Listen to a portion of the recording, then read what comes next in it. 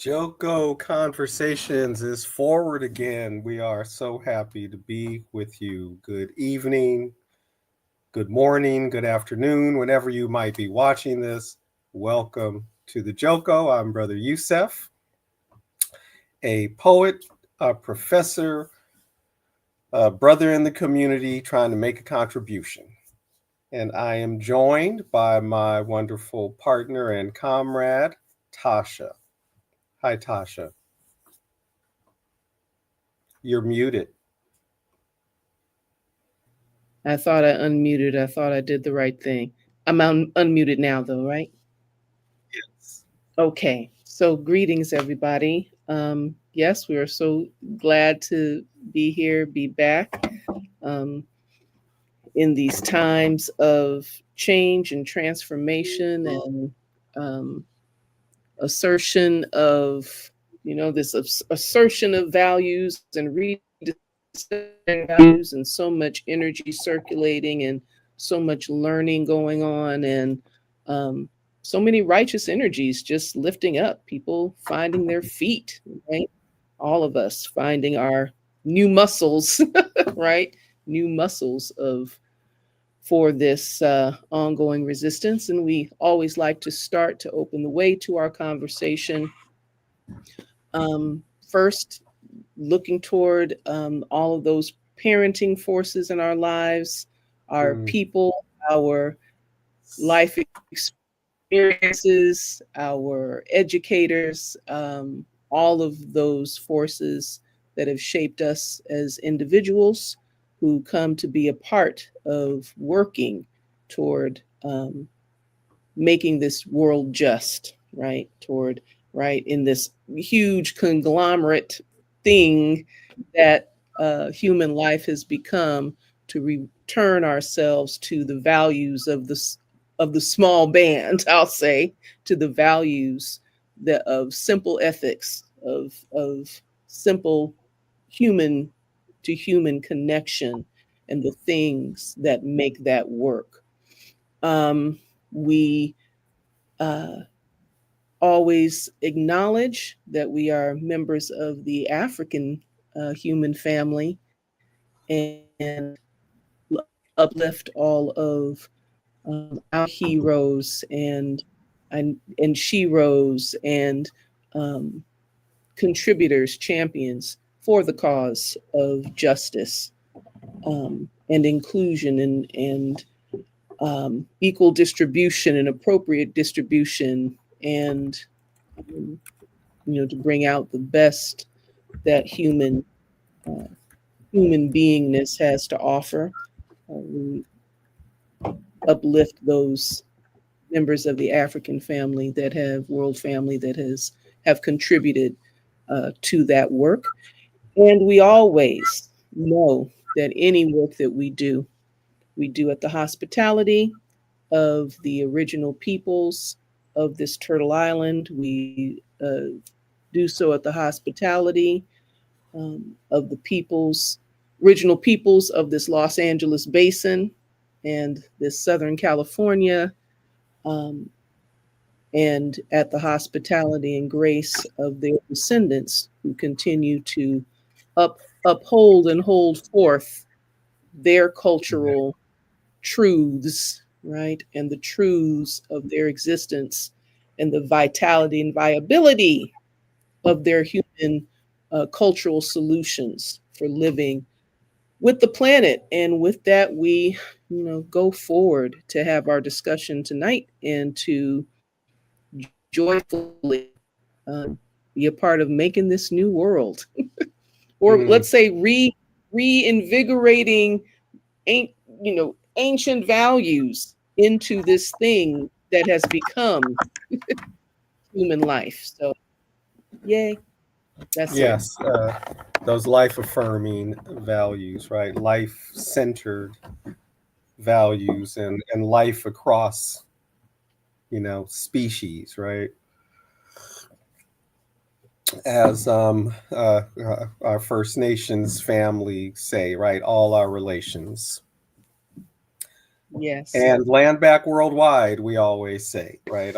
On yes. and land back worldwide. The planet needs it, right? Let alone the people, right? The planet to For get back real.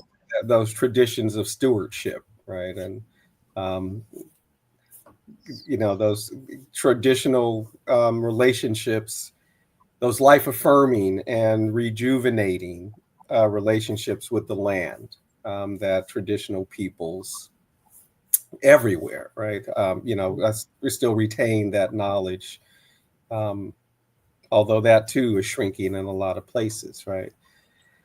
The So yes, on our topic tonight, though, right? We're really picking up where we left off last time, a couple of weeks back, and we missed a week because we spent last Thursday at a wonderful bookstore in Long Beach, Page Against the Machine.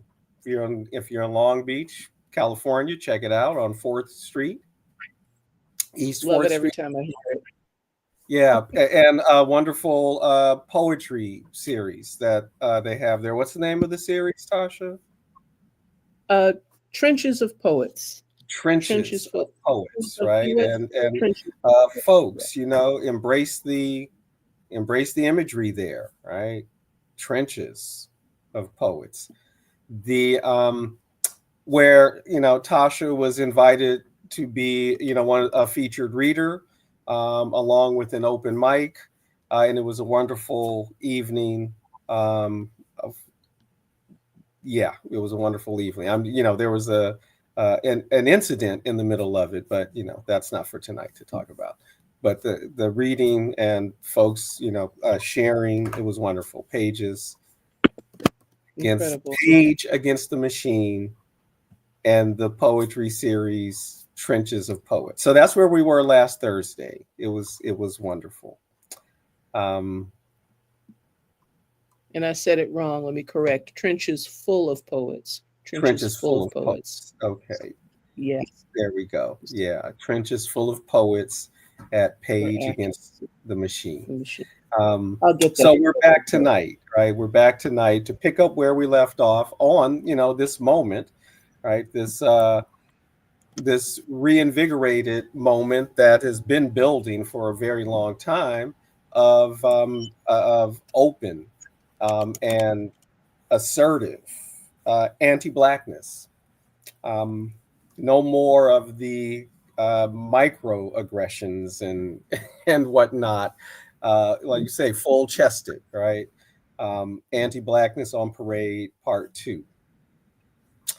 Mm-hmm, And mm-hmm. all the various ways in which it is manifesting right now, right? And um, part of what we talked about the last time we were on the conversation was the stereotype of the SNAP recipient and the number of people. This again during the government shutdown before the opposition party went back to its usual form of not being an opposition party.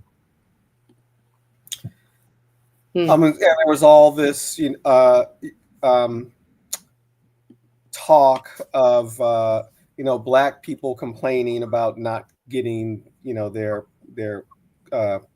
food stamps, right, or their food assistance, and always, and as always, couched in the terminology of the undeserving somehow, right, and people who don't want to work, despite everything.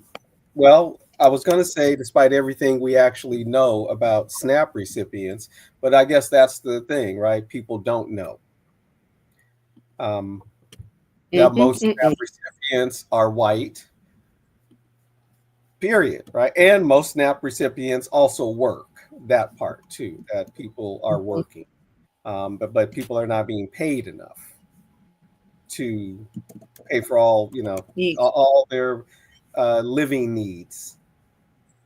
So anyway, that wasn't all we talked about, but that was one of the ways we talked about this this reemergence, right, and the assertiveness of this anti-Black discourse in so many particular ways. I wanted to get back to that along with some other ways, right? So I wanted to ask you a question. Mm-hmm. Because another comment I made the last time we talked about this, at least that I'm interpreting the rise in anti-Indian, right? The anti-South Asian racism is I'm reading that really as a form of anti-Blackness, right? That y'all too dark, right? Period, right? Whatever Aryan mythology of conquest and whatever notions and whatever traditions of colorism coming out of South India or coming out of the colonial experience in South India. Um, y'all, they fall into the Black category in the white supremacist imagination. Mm-hmm. So, Mm-hmm. all that in mind, I wanted to ask you a question, right? Mm-hmm. Because you and I both um, are associated with, work for, volunteer for the Black Alliance for Just Immigration, right? BAJI. The that is offering various forms of support, infrastructure for Black migrants, where whatever country they're coming from, whatever their status might be. Um, and I know among other organizations,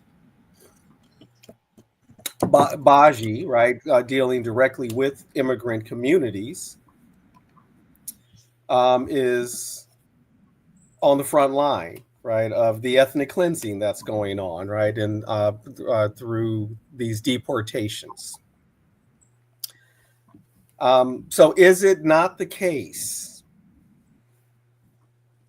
that those folks who have been deported under this current regime, the regime that started on January 20th, Trump 2.0, are migrants of African um, descent? Is that still correct as far as you know?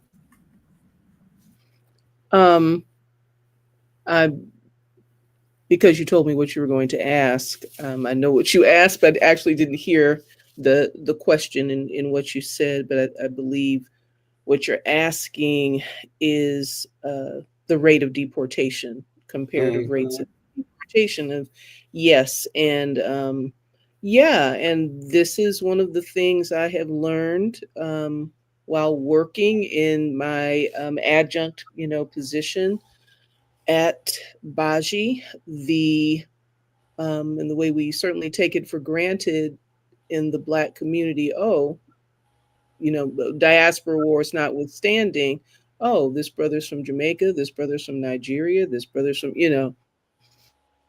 and the portion of the Black population in the US is like a quarter of the Black population of the US is Black immigrant.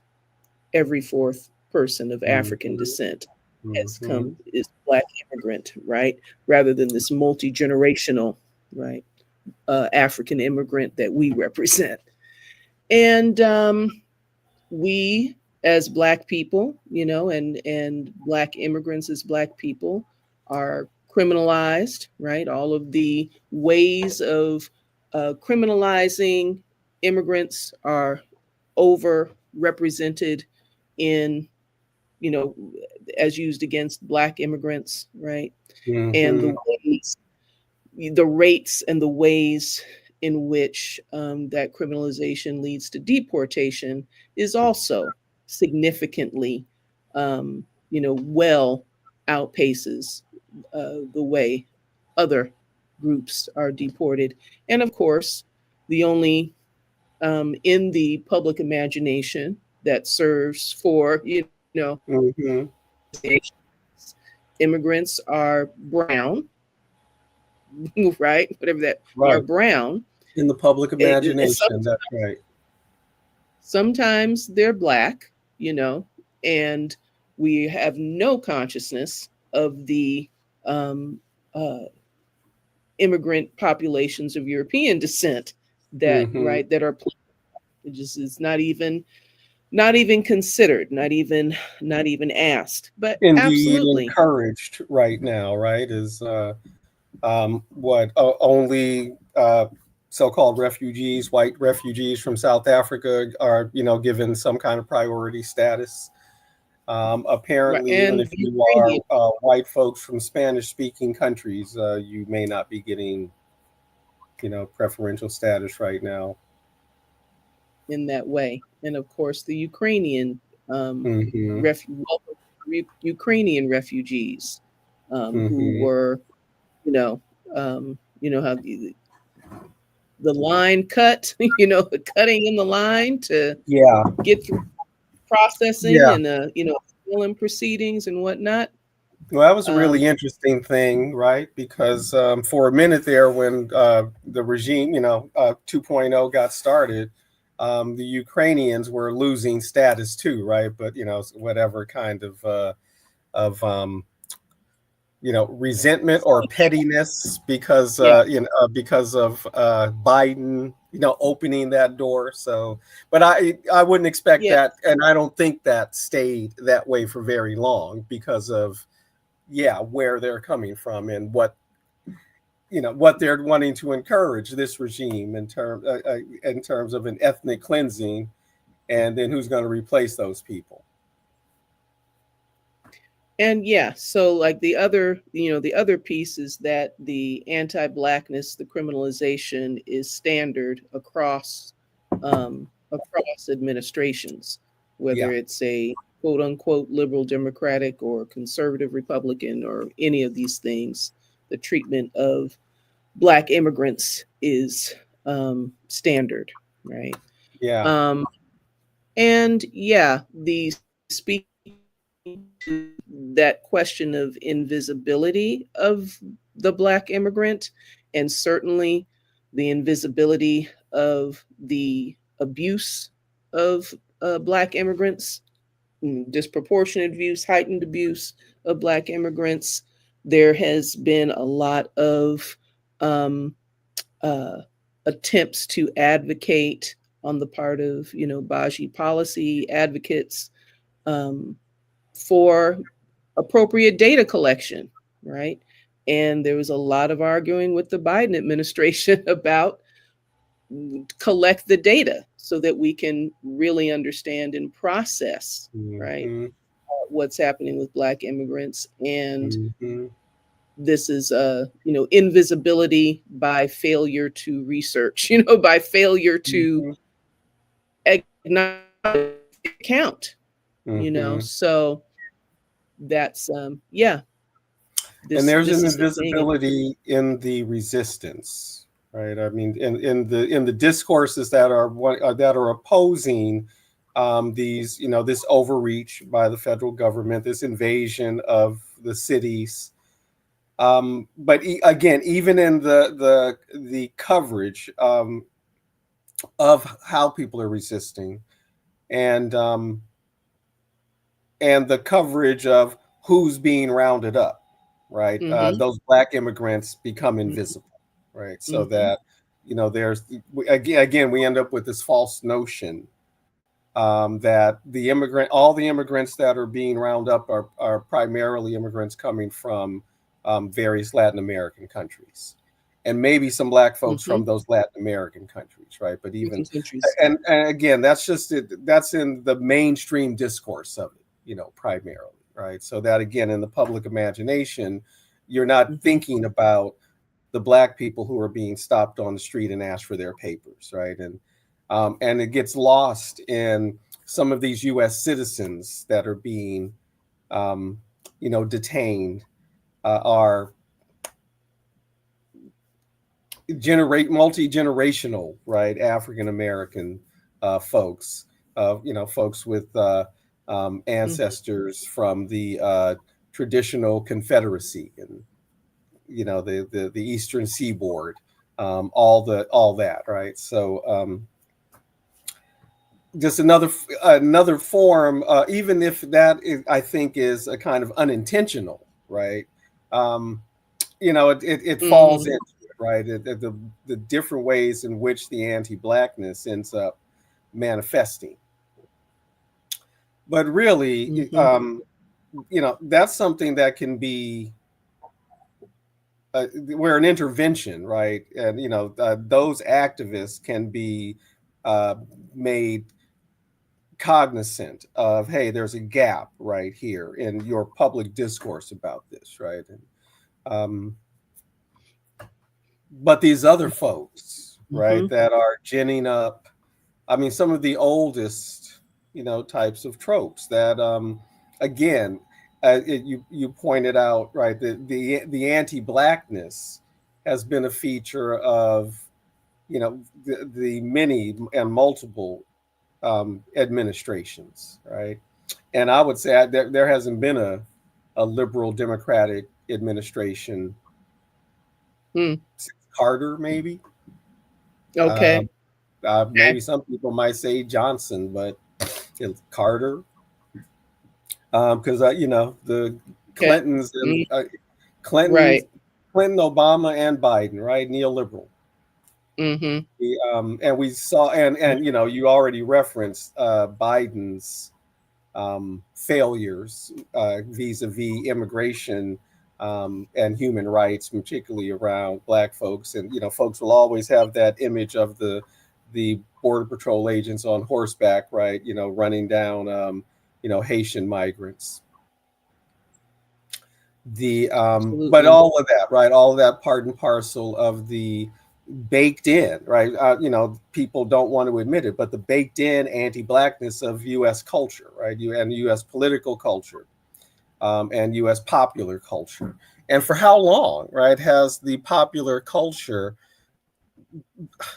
the various sectors of society, right? The popular culture, the talking heads, political discourse, the so-called areas of research coming out of universities, doubling down on that criminalizing, discourse, criminalizing of Black people in the United States, um, pathologizing of our communities. Mhm. Um, Mhm. and for a very long time, that's been the discourse. And so, we reach a point again in this Trump regime where after 10 years of this, um, all the things that we always expected, a lot of white folks were saying among themselves or behind closed doors, they are again just saying openly, right? And even, calling for different kinds of, restrictions on things, right? Celebrating individuals who are, calling for, at least characterizing the Civil Rights Act and I suppose the Voting Rights Act also as Mhm. great mistakes, um, and Mhm. along with calls for repeals to the 19th Amendment, right? So there's all this doubling down, and that's another thing we should be talking about too, in the future, misogyny on parade. Um, Absolutely. In fact, I was, yeah, and literally and thinking those about two that things earlier. come together too, Yeah. right? And we know these things come together. Right. The Right. But yeah, I mean, just so I'm thinking, for example, right, some years back, um, I don't know how many years ago, but the two films that came out in the same year and both were award winning, Precious and The Blind Side. Mm. And I recall at that time, the writer Ishmael Reed, right, writing about how toxic a film like Precious was, right, and there was, and there was a lot of discussion around that, but that again, Mhm.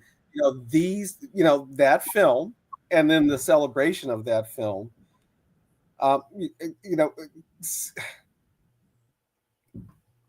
instills in people, right, that these are somehow accurate representations of Black people writ large, right? And you got the one film that just is, there's just Black parental pathology everywhere, right, all over this, and just, Right. ultimately, like there's no hope for these people, right, and for this young woman and her children going forward.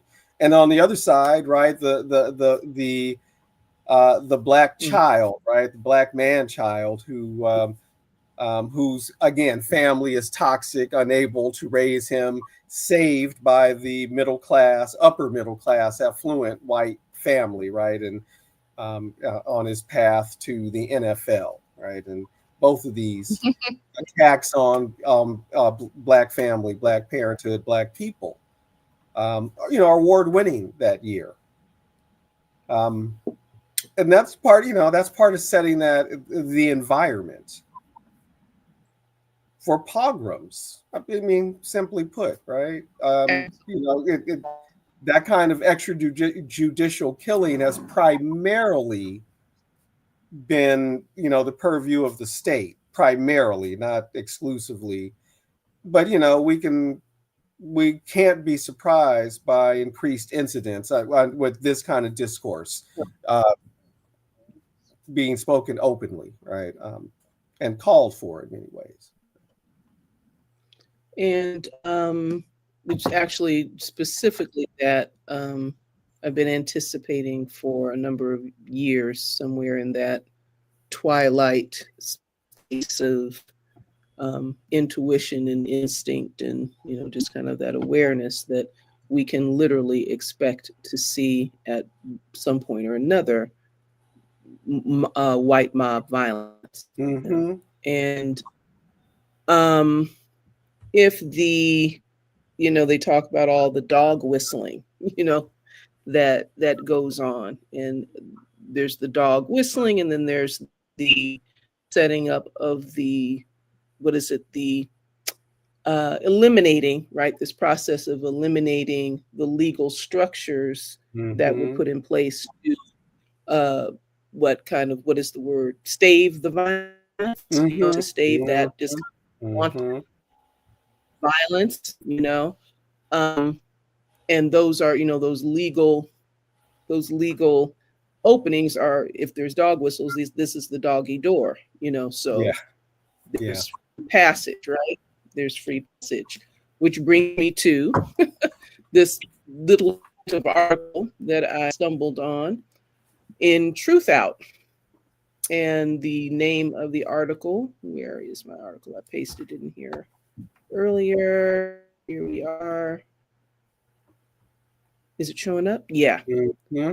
Yep. Swastikas and nooses are no longer hate symbols under the new Coast Guard rules. Right. And it's a quick read. It was published today by Chris Walker in Truth Out Online and in Truth Out's online on Truth Out's website. And so essentially they've removed the language hate symbol, right? They're no longer using that language, so that if swastikas and nooses, et cetera, appear, the new language is, or the language to be used is potentially divisive, right? Mm-hmm. How, the question of how to respond to potentially divisive or hate symbols is now this question of how to respond to potentially divisive symbols, et cetera, right? That might turn up. And what has changed, right, is whereas first of all, what isn't a hate symbol wasn't like a question of big dispute, but any commanding officers could order to have, the symbol removed immediately without, any of these things. There was not a lot of, there weren't a lot of bureaucratic hurdles for someone to bring, to bring the charge or to register the complaint, and so there was a mechanism in place that dissuaded, that kind of display, right? And so now, of course, they're not hate symbols; they're potentially divisive, and officers can no longer just, order these things to be removed. It has to go through a process. I mean, we get it. We know how this works. We know it's the same maneuvers, has to go through a process. There's a limited amount of time within which someone can register a complaint, having, seen such a display. And what was explained about this problem of having something like 45 days to register a complaint, which to the layperson, to the civilian sounds like a, substantial amount of time, is that, people go on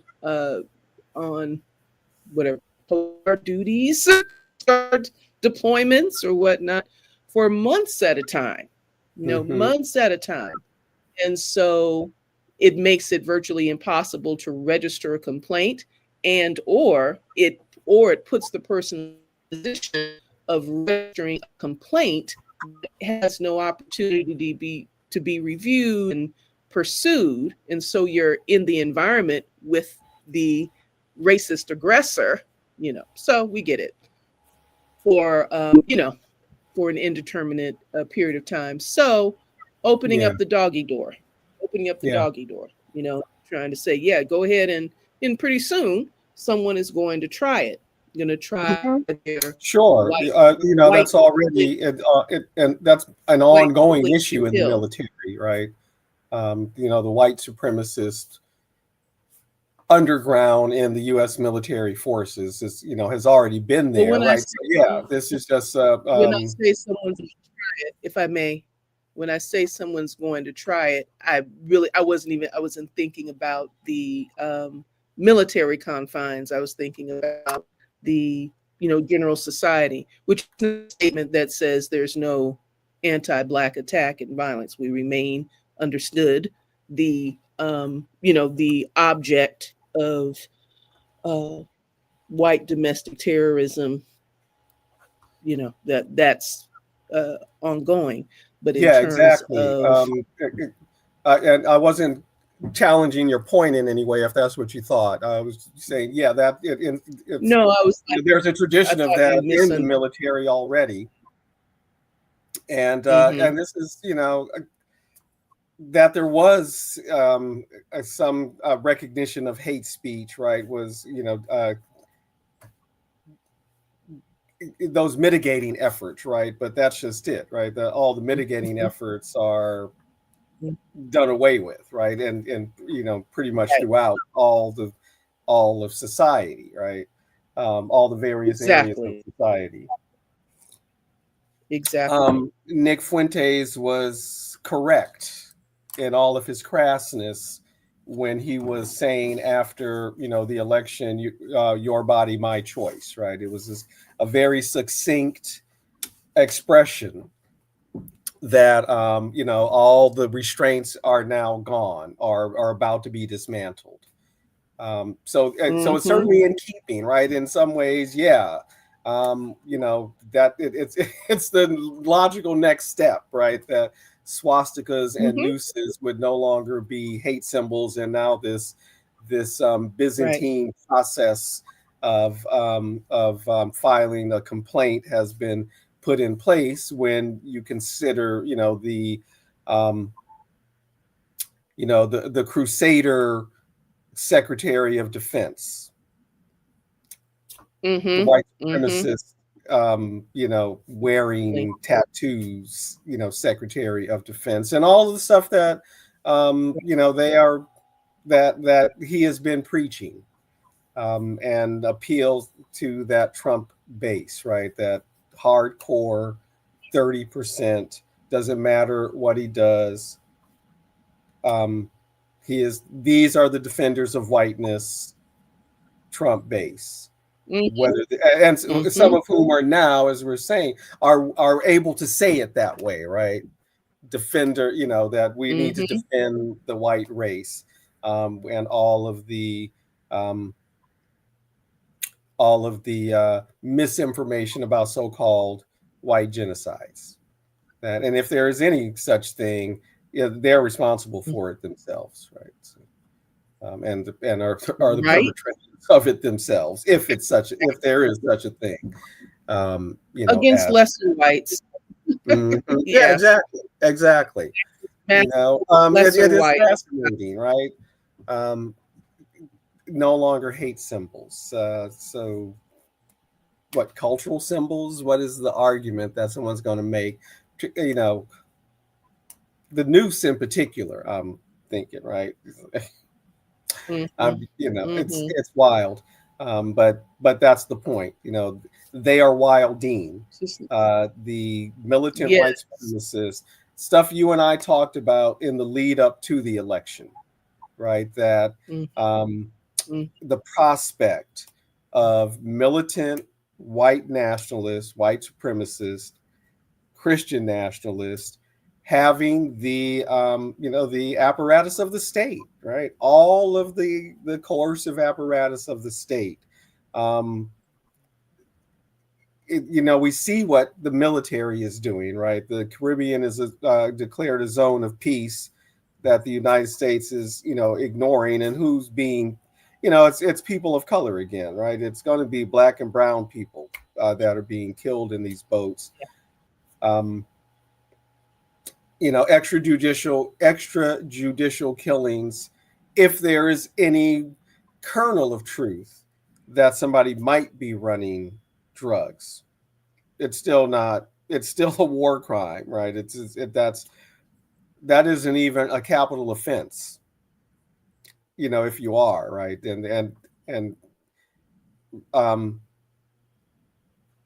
uh, uh, uh, what legal methods and all this stuff, right? So, but it doesn't matter, because those are lives that can be snuffed out, like the lives of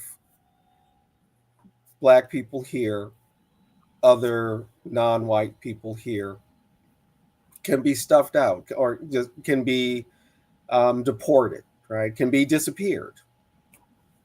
Um,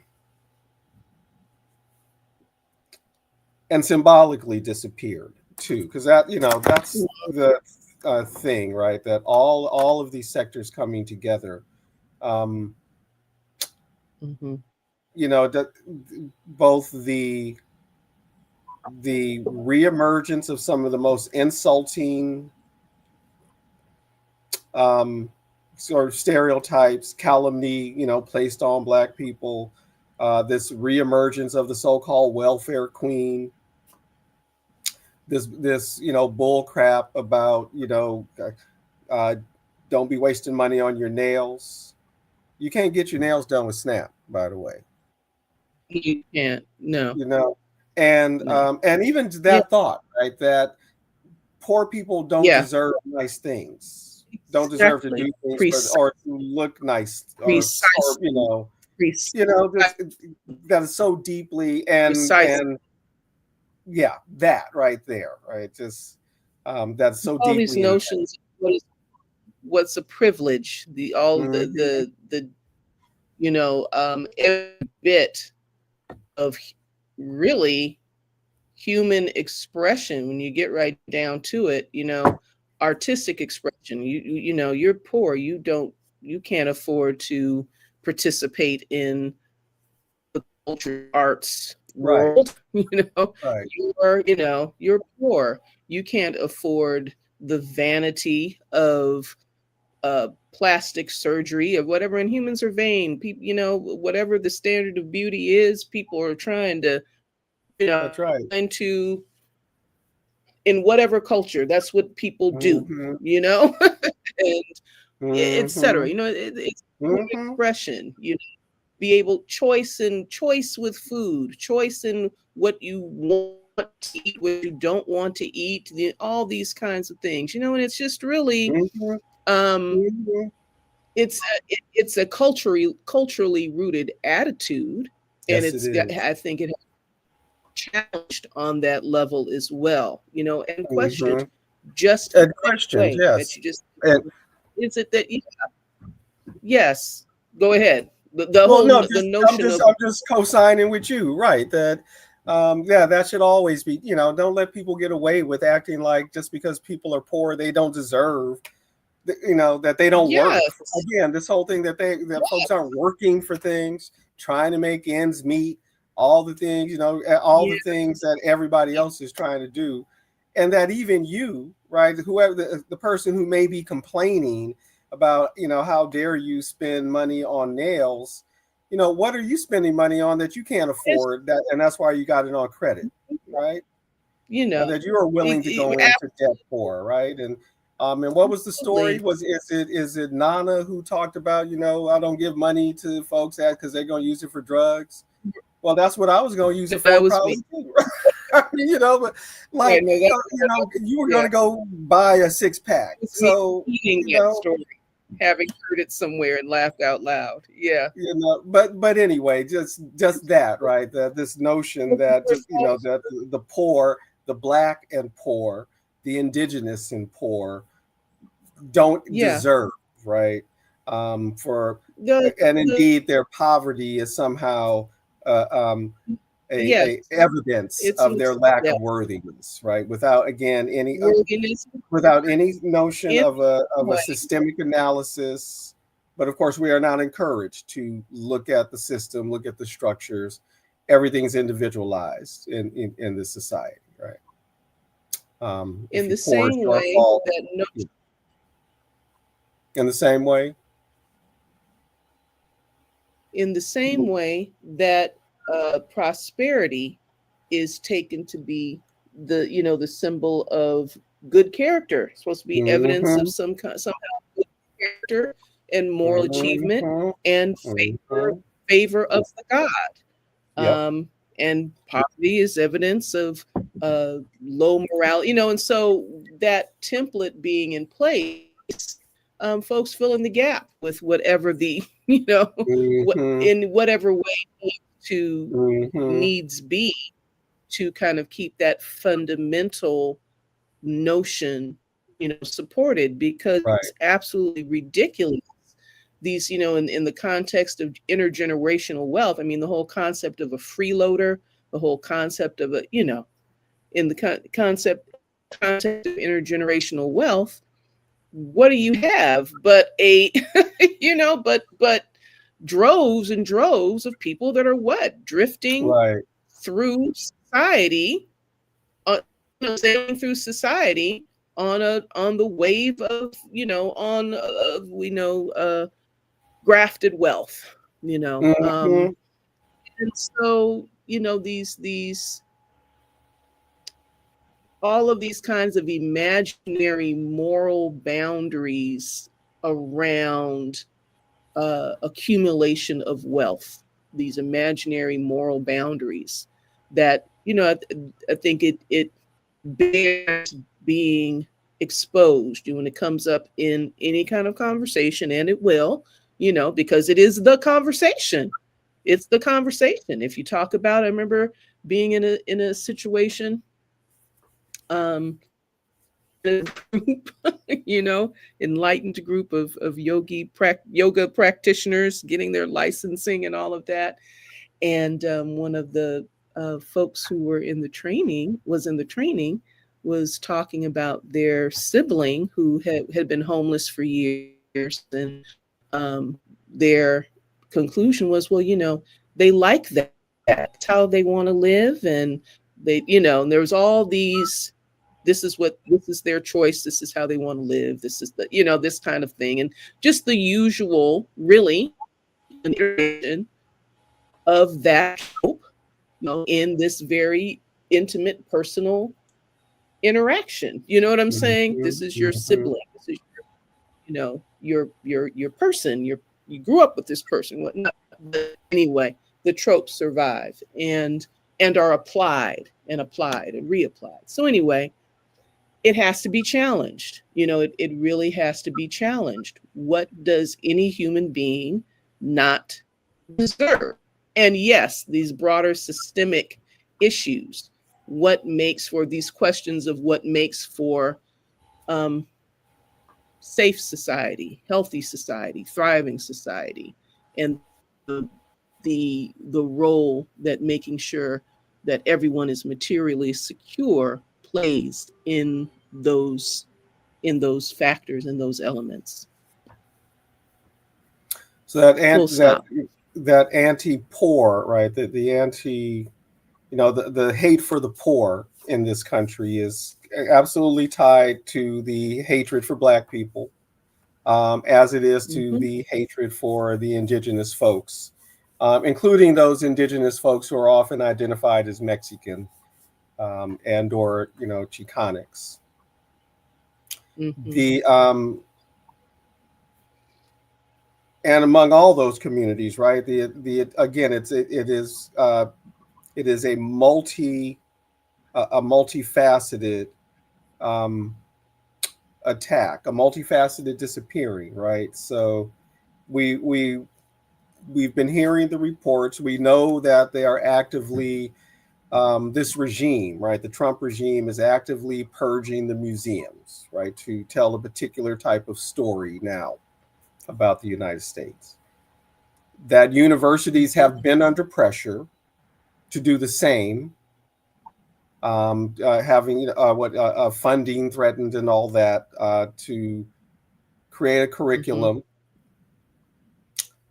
more in line with what the very patriotic, very Christian nationalist kind of curriculum of a Hillsdale College, right? That as a model. The and so very much trying to silence the work of the various ethnic studies, right, and those discourses. So we know that, right? We know that, just kind of structurally, the attack on the federal government is an attack on Black employment. As the regime comes in promising, Black jobs, which again, as I always thought, they expected us to get into the fields as they're, depopulating the fields, right? Those were the Black jobs he was talking about. At the same time, they're talking about anti-DEI. I mean, what? So anyway, that though, right? That attack on Black employability in particular areas. The and again, the kind of discursive and cultural attack that comes from various aspects, like a lot of these podcasters, right? These well-platformed individuals like the Turning Point USA folks. And of course, we know that this was Charlie Kirk's shtick, right? The anti-blackness is so thick. The again, I've mentioned them before. There are several of these Christian nationalist pastors who are actively, identifying Black people as the problem or a problem, and again, those Christian nationalists, evangelical fundamentalists who identify the Black church as problematic, where it can not even progressive, right, but it just can be identified as a liberal church, right?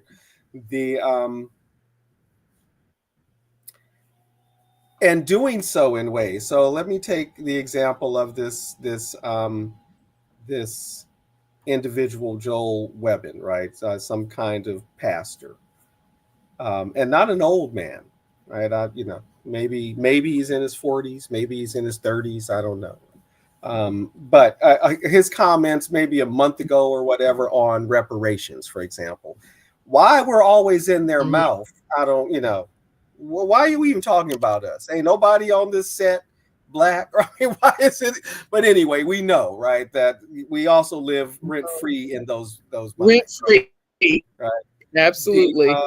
so the conversation or the little clip of the conversation is why are black people asking for reparations, right? Your reparations is that you get to live in the United States, and you should be grateful that you're here in the United States, because otherwise you would be living in some hut in Africa, right? But again, it's rooted in that fundamental, all the fundamental mythologies and distortions of Africa, African society, the African past, the African present, right?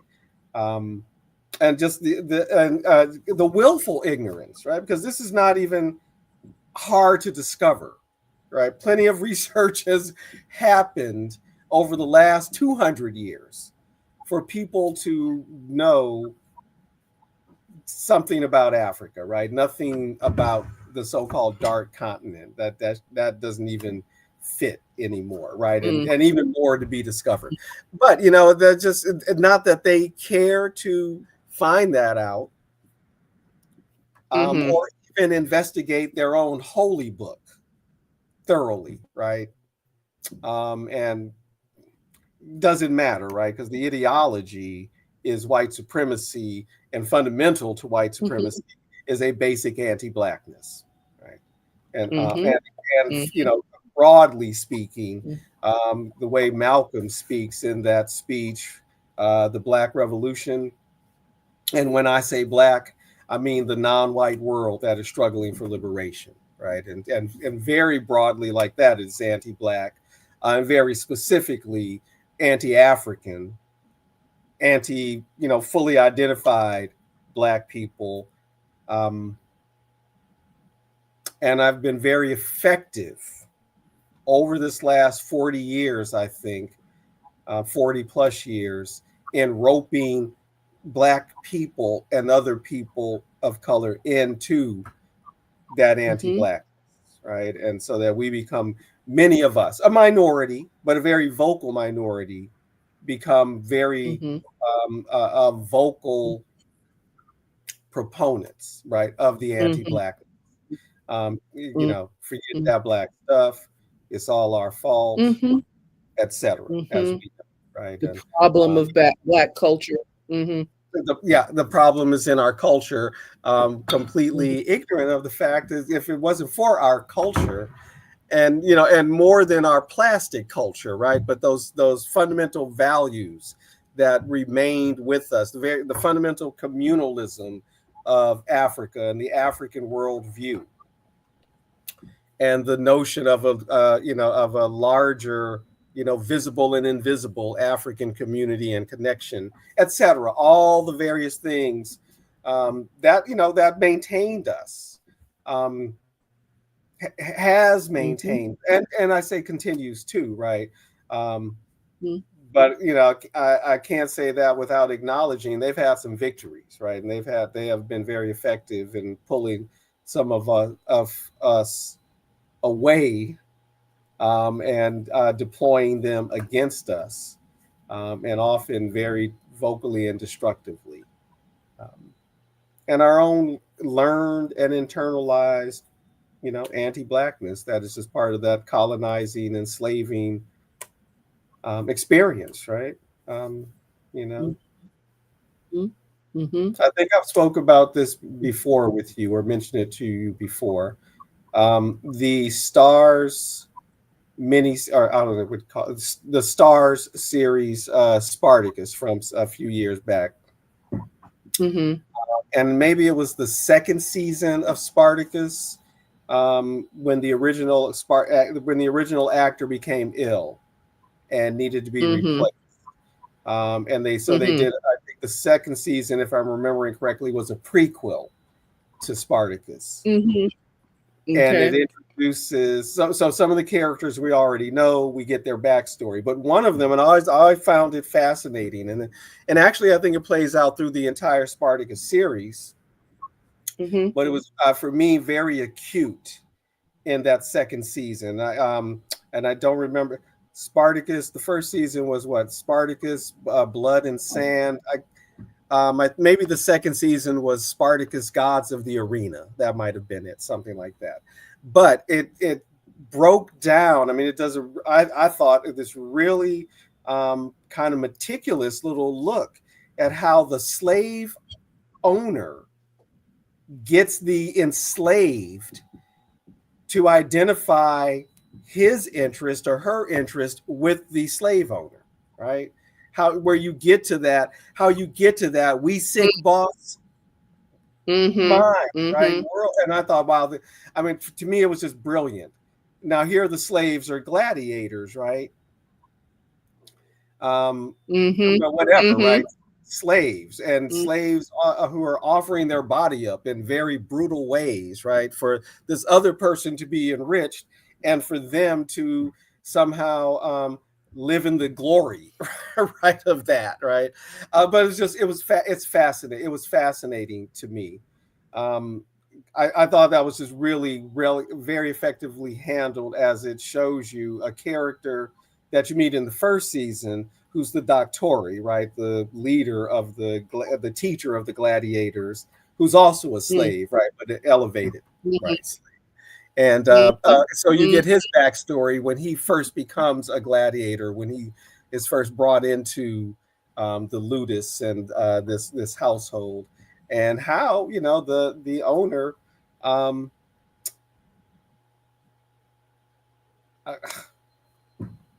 trying brainwashes. I mean, I was looking for another word, right? But you know, step by step, right, convinces him of the glory that he will bring to them in his position as a celebrated slave, right?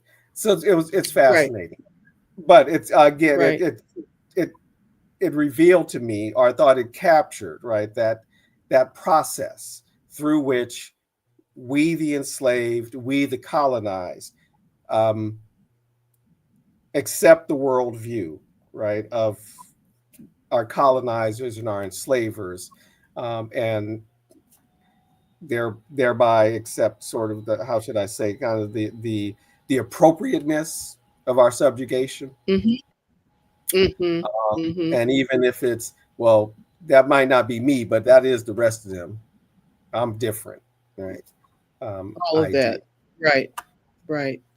The kind of and I see that one of our viewers, Angela Davis, 3919, is commenting with pedagogy of the oppressed. Okay, and great. maybe, you know, making that connection. Great. But yeah, that always a fan of pedagogy of the oppressed. That that was generated as the aspirational culture, you know, the culture of aspiration. Or should I say, this is an ethos of aspiration. That it is not appropriate to challenge the hierarchy and to, you know, equate actually and finally with the, you know, hegemon or the, you know, the oppressor, you know, but to to participate in the structure through this kind of aspirational, you know, attitude. Of course, we'll never be them, but then we have this whole proximity, the whole proximity game,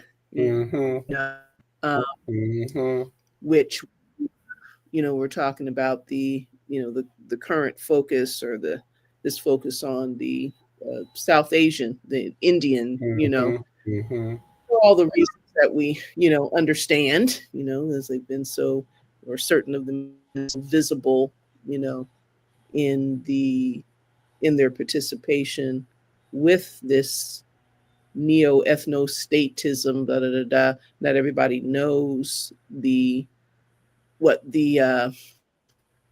that kind of doctrinarianism that includes, you know, everybody knows that kind of root, but it certainly is a popular discourse, and my personal evidence of that was sixth grade. You know, sixth What was grade what? when Sixth grade? in, in sixth grade when, well, a group of my schoolmates, and I had no idea what a coon was actually, right? And they invited me to become, Tasha, do you want to join our group? We're going to be the Coon brothers and you could be a Coon sister. I was like, okay, because I had no idea. I went home and told my mom, and she laughed out loud and said, honey, this is what that is, you know? And so I went the next day. I literally laughed out loud, as did her client. You know, we all kind of had a good laugh. And I went back to school the next day and took them to task, right? And so one of the interactions was with this Indian kid that had come, you know, to school that year, had joined school that year in sixth grade. And his part of his, you know, explanation as to why he could participate in this and join this and whatnot was that he's, you know, actually white. You know, he's actually Aryan. He told me this in sixth grade. This was 1970, whatever. Never mind the year, age. But you know how pronounced a conversation, you know, this was in his, at least his household, likely the community. And that, you know, and that's, you know, something to talk about, you know, on its own, the whole Indo-European language family Yeah. piece and how it works into the, you know, all of Yeah. that. But yeah, that proximity. So, you know, Right. and And a at the same proximity that's time, an imagination of European academics, right? absolutely, because it's in the same space where the notion of the dark-skinned Caucasian Mm-hmm. and the Right. Mediterranean type Exactly. is created to explain Right. limit, you know, to explain, you know, Even if they're and black, they're white. even if they're black or white. So I mean, because we know that, you know, this hierarchy is, you know, written on tablets, and you know, Yes. so it's all it's quite interesting that the way the internalization of the culture and the um what the what was the word, pervasiveness, the pervasiveness Mm-hmm. Mm-hmm. of tropes, the pervasiveness of the tropes, Exactly. and the identification down to another lived experience with the Indian community, where you know, mom and I used to eat Indian food, right? Before it was hip, right? So we were all over Indian restaurants. There was one, and you've heard me tell this story. Um, One in particular we used to go to, it was on Wilshire, and we used to go to this Indian restaurant. And so at a certain point, a young sister from Sri Lanka was working for the owner of the restaurant, who was Punjabi, right? And so he was concerned, he wanted to help her, but he was concerned that he couldn't, you know, for various reasons, bring her home to his family. Could we take her in? Could we, you know, which we did for a minute. And anyway, I remember this young woman, and mom was a hairdresser. On this particular day, we're in the restaurant, and my hair was straightened right on this particular day. And she was, you know, so excited about my straightened hair, and tell the story of how when she was born, you know, her skin was light and her hair was long and straight. How many times have we heard ourselves tell this story? I don't know. When I had good hair up until such and Yeah. such a time. When I was born, I was late. I mean, the very articulate has always fascinated me. And the other thing that she did with this straightened hair was come up behind me and lift up the back of my hair because we think the kitchen, is so Kitchen unique. tells the truth. So the kitchen tells the truth, and we think that it's Mm-hmm. such a unique observation. The Mm-hmm. kinky hair around the neck, right? She sure Mm-hmm. did from Sri Lanka come up and lift the back of my hair to see what. So it is really it's fascinating, it's liberating, it's mind expanding to understand how pervasive these false, these Yeah. tropes are, Yeah. and the way they work, and Yeah. all of this aspiration to whiteness across cultures, Yeah. across groups. If you're yellow, if you're light red, it's not white enough. Everybody's bleaching their damn skin. I dare say, except African Americans. I don't know that we do that so Might much be the anymore. I only think our group that isn't. Yeah, I think that might be true might broadly, have been right? Ambi. I think The Ambi in the 70s was, I think, our last adventure with some kind mhm, of skin lightening kind of a thing. So, mhm. but everywhere else is what a thing it is, right? Anyway. Well, and all of it speaks to the fundamental irrationality of the society, right? And these tropes, right? And a really society built on particular kinds of mythology, and ultimately very deadly mythology. But yeah, Yes. it speaks to that fundamental irrationality of the society, and irrationality, the irrational, the emotional.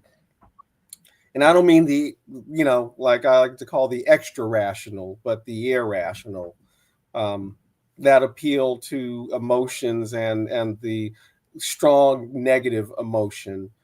Um, has been their stock in trade, has been the stock in trade, right, of Yes. white supremacist culture, right? And there this apparently this question gets asked periodically.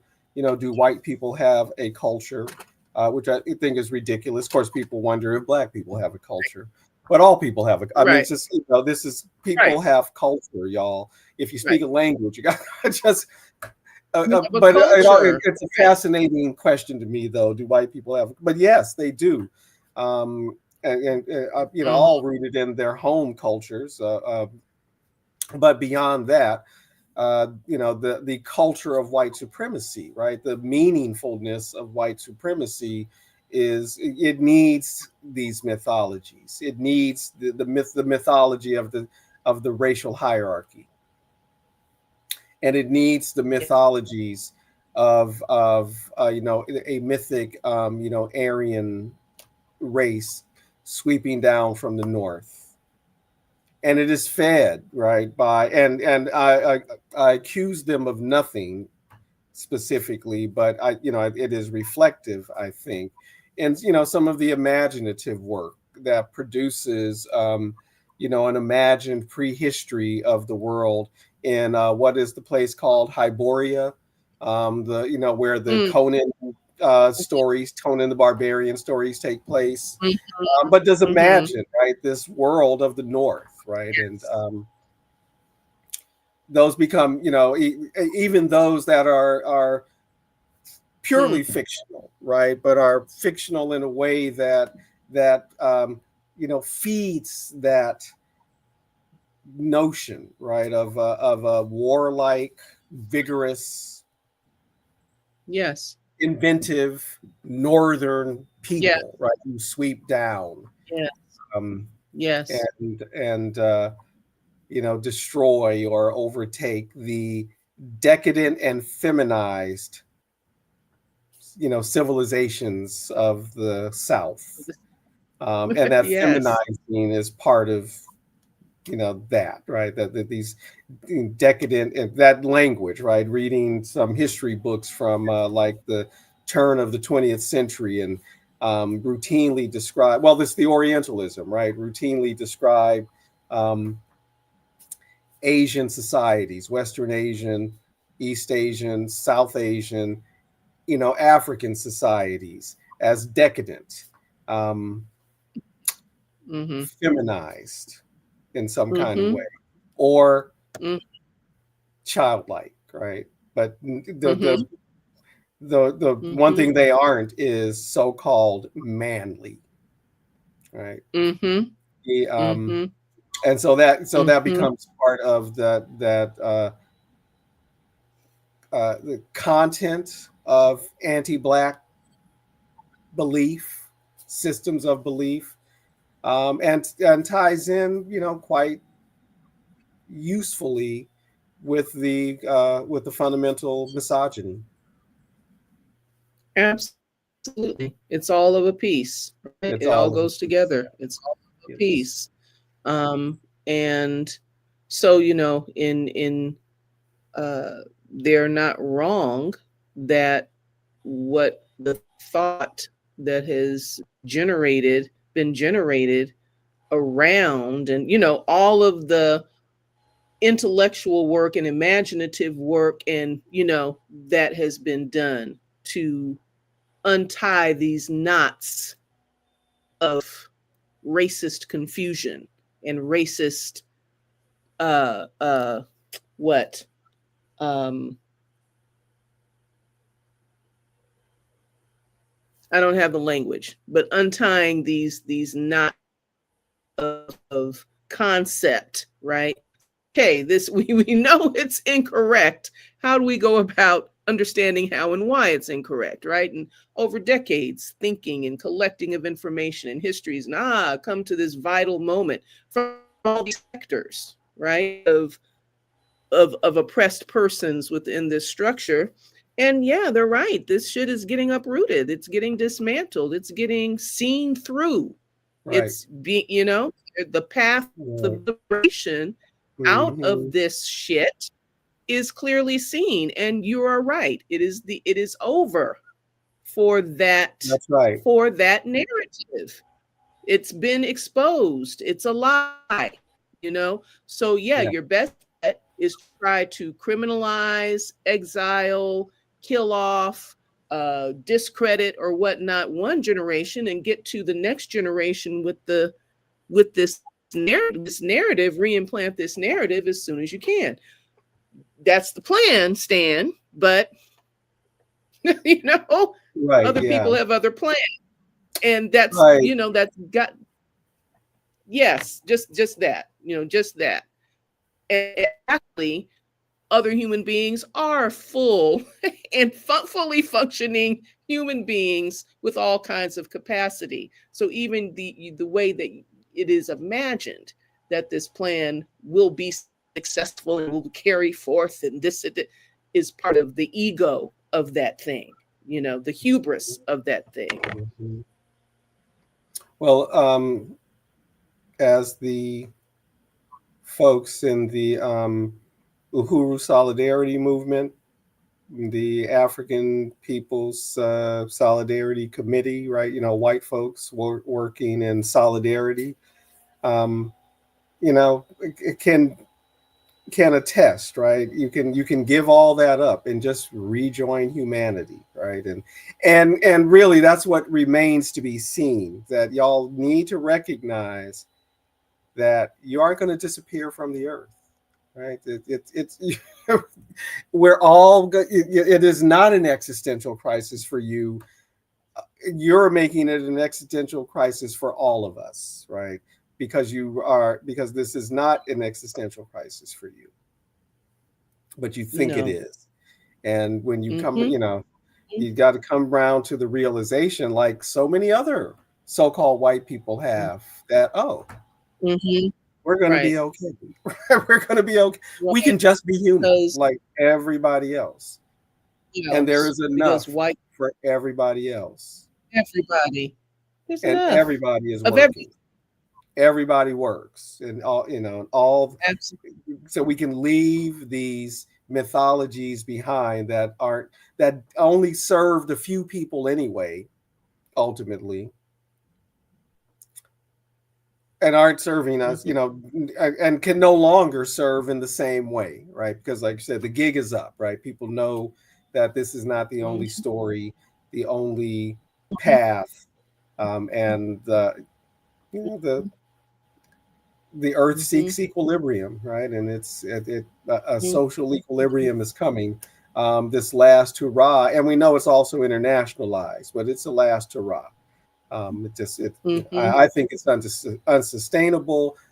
Just a question of Mm-hmm. how destructive is it going to be. I agree with you.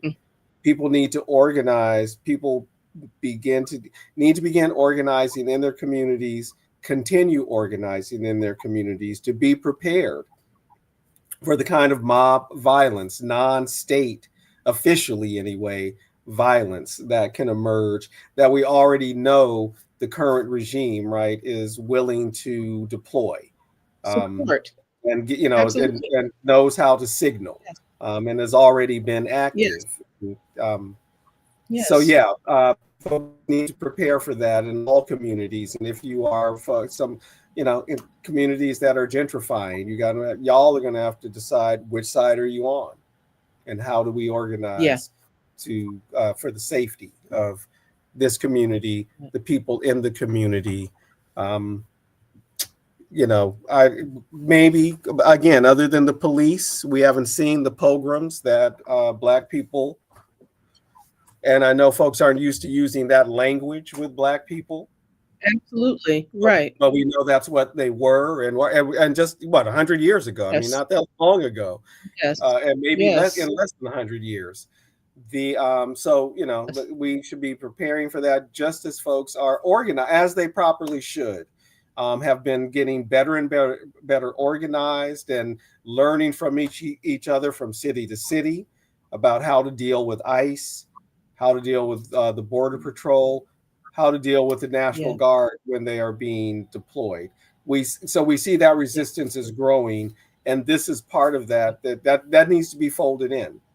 What are we going to do when, again, popular podcasters on the right, and they don't need to be popular with everybody, they're popular with their base, are calling for Black neighborhoods to be bulldozed, right? Are calling for Black neighborhoods, regardless of how long your family has lived in this country, and before it was even a country, lived in this country, to be removed somehow, dealt with, whatever they are thinking about a final solution. These pastors that are re-justifying the enslavement of people, and all the various things, these folks creating these fake AI videos about Black women, who aren't women at all. They are computer generated imagery, right? But stereotypically complaining about not getting their SNAP or whatever.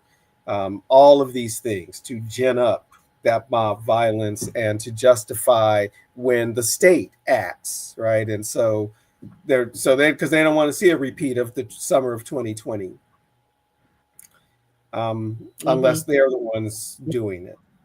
So Mm-hmm. we need to be Mm-hmm. organizing around that and recognize that the anti-Blackness that has always been there, the anti-Blackness that has been officially denied, particularly by the Republican Party and conservatives and reactionaries, particularly by them, can no longer be denied, right? As they are full-chested, saying, yes, we are open white supremacists, and we feel completely justified. And they're not even trying now to contain Yeah. that. As we Yeah. all, again, what was it? Um, Swastikas and nooses are no longer hate symbols. Yeah, the word has been, the word has come down, right? All constraints are off. Do your worst. So we really do need to um, seriously prepare for their worst. Mm-hmm. Absolutely. Absolutely. Um, and as we were talking about the, the last stand and the, struggling to revive and prop up this ailing and disintegrating narrative. It's also, as when we did the conversations about the war on modernity, right? that Mhm. become very stark choice. You know, you get with uh, uh, the highly destructive myth, you know, Mhm. seeing and in saying myth, you know, something that is literally unreal. We understand it to be unreal. If there was ever, you know, when there was a point in time when it appeared to be real, you know, all of these things have been disproven, you know. So there's also this choice of on which side are you on? Are we going with? I've heard it said, and I really love this statement, with modernity. Are you going to go with this kind of scientifically based approach, you know, to choice making for human Yeah. society, Yeah. you know, to indicate next steps, next questions, next ways of seeing things, because these, you know, and proceeding accordingly, right? And it's the choice of being extractive rather than integrative with, you know, sustainable and integrative with our relations. It's the practice of, you know, it's the racism, it's the, you know, all of these things. It's just an appropriate distribution. It's getting rid of all of these bullshit and you know, inaccurate and untrue and all these kinds of, Yeah. all of the myths that prop up unequal distribution, you know, and erecting in that, standing up in that, you know, Yeah. and um and staying there, you know. So yeah, we need, yes, we need to get ready, we need to understand and explain that to whoever will listen, you know, Mhm. who will listen. Mhm. At Yeah. least there's that much preparation, even if it's not something that wants to be received. There's at least that much more psychological preparation. At least someone has Mhm.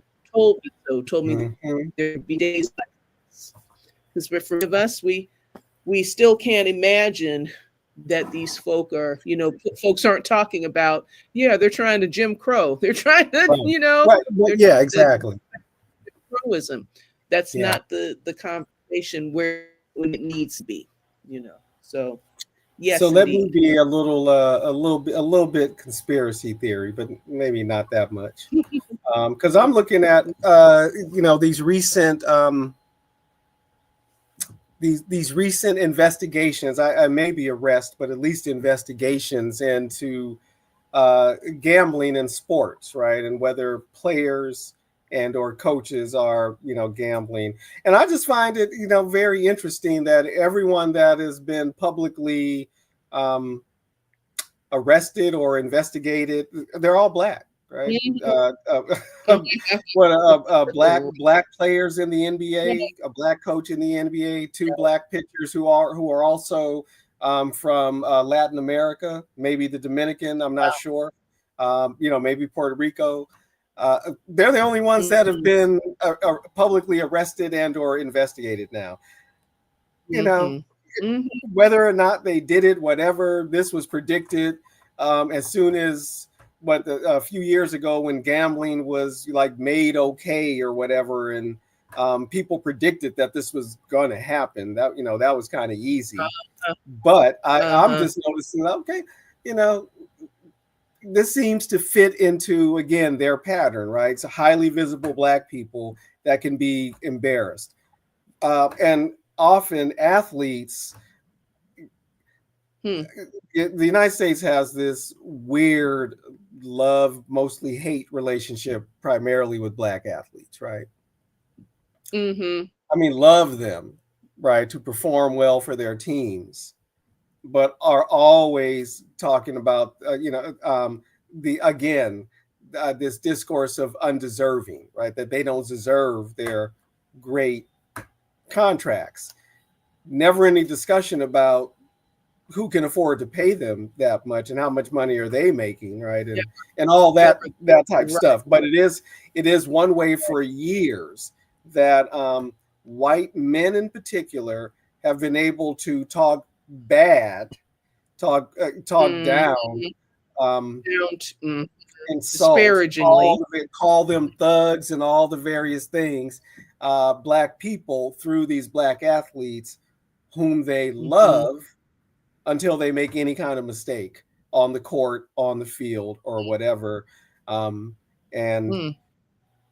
there was a thing some years back where all these football players in Cincinnati, right, Black players on the Bengals were constantly getting interactions with the police. And all the sports talk was, well, why can't these young men get themselves together? Instead of, are you not recognizing the pattern here? They're getting stopped because they're Black, right? I mean, this is driving while Black, right? This driving a nice car while Black. All of that, Right. but that's not the discourse, right? It's always the problem, the behavioral or personal issue of the athlete. So I'm just, I read that as just another version of that anti-Blackness from a state source, right? Being exercised. That these are the targets that we can go after, publicly humiliate, demonstrate, again, try to find a way to demonstrate their unworthiness, regardless of whether or not they are guilty of what they're being charged of. They may or may not. I don't know. It has to go through the due process, right?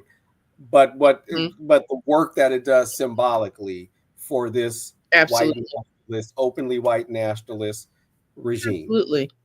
So anyway, I know we've been at it for almost an hour and a half. So yeah, we can go ahead and close up. You got any final thoughts you want to share? Final thoughts. People get ready. People get ready. Keep standing up, feeling upful, feeling strong. Learn more. Break through whatever barriers in your understanding there are, and do what you know. Go in the direction of what you know is right. Right. And fill in that information as you go. People connect up, and don't unlink arms, and let's do this thing. Don't unlink arms. Let's do this thing. And Black people don't unlink arms. Black people don't unlink arms. Members of the human family that are in resistance to these oppressions, link up arms and don't let go, and see it through. This resistance isn't about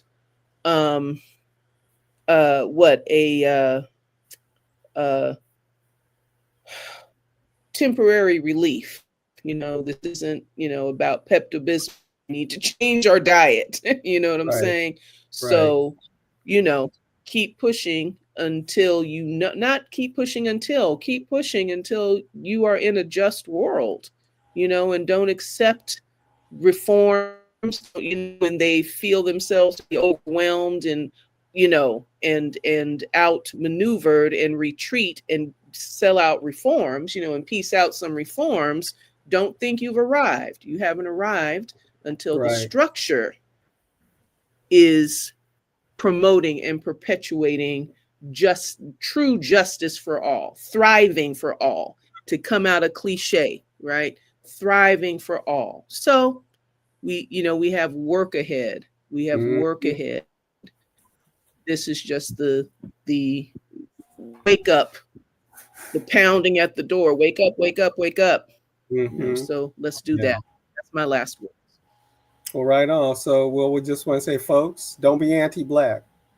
Don't be racist. Be pro-Black. Don't be that. Listen to Black people. We have a lot to share, just as Africa does, right? There's a lot to share. And, don't be racist. Don't be fascist. Don't be colonialist. Don't be that.